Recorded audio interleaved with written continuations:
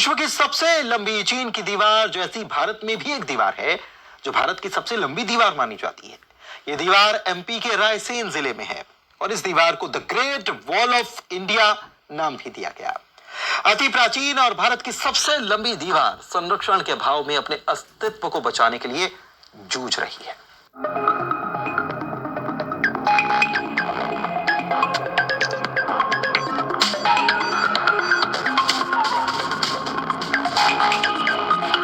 दसवीं 11वीं शताब्दी में कलचुरी शासकों के हमले से बचने के लिए परमार वंश के राजाओं द्वारा इंटरलॉकिंग सिस्टम से बनाई गई यह दीवार भारत की सबसे लंबी दीवार है। ये दीवार एमपी के रायसेन जिले में है, जिसकी ऊंचाई 15 से 18 फीट 10 से 12 फीट तक चौड़ाई है और 90 किलोमीटर लंबी है ये दीवार। इस दीवार को the great wall of India का नाम दिया गया है।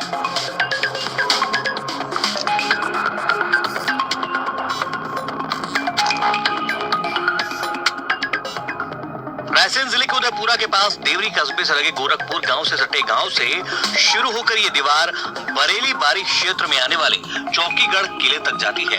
दीवार को बनाने में लाल बलुआ पत्थर की बड़ी चट्टानों का इस्तेमाल किया गया है।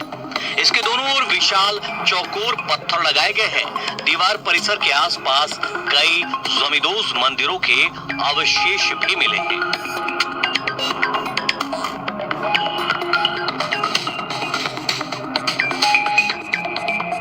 केंद्र और राज्य सरकार के कई प्रतिनिधि मंडल यूं तो इसे देखने को आए और इसके महत्व को लेकर बड़ी बड़ी बातें बीते सालों में कर चुके हैं, लेकिन इसके संरक्षण और पर्यटन विस्तार को लेकर कोई ठोस पहल नहीं हुई है। अब ये दीवार दिनों दिन जीर्ण शीर्ण होती जा रही है।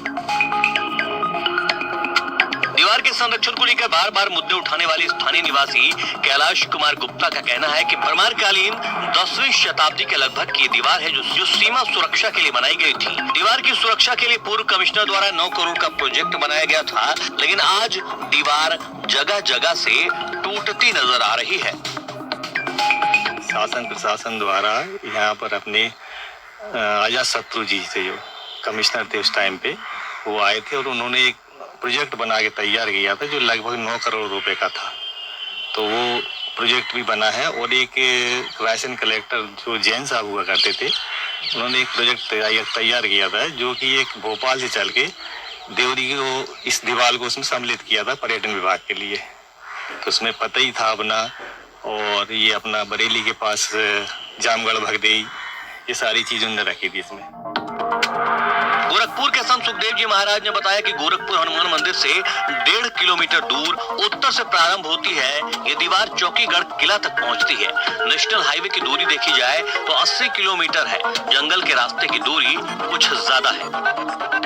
हनुमान मंदिर से उत्तर में 1.5 किलोमीटर उत्तर से प्रारंभ होती है और देवरी के सामने से जंगल से होते हुआ मोगा डैम, इसके बाद आपके नए गांव, जामगढ़ भगदेई, और वो जंगल के मार्ग से होकर के सीधे बाढ़ी चौकीगढ़ किला तक पहुंचती है। एनएच की अगर दूरी देखें तो 80 किलोमीटर के लगभग है और इसकी दूरी कई जगह अनेकों मोड़ हैं, इसकी लंबाई ज्यादा बढ़ जाती है, लगभग 125 किलोमीटर के लगभग पहुंच जाती है। संरक्षण को लेकर रायसेन के कलेक्टर अरविंद कुमार दुबे से बात की तो उनका कहना है कि राज्य शासन को संरक्षण के लिए पत्र लिखेंगे। जब तक वहां से कार्रवाई होगी, हम अपने जनपद पंचायत के माध्यम से कोशिश करेंगे संरक्षण होता रहे ताकि उसका जो महत्व है वो बरकरार रहे।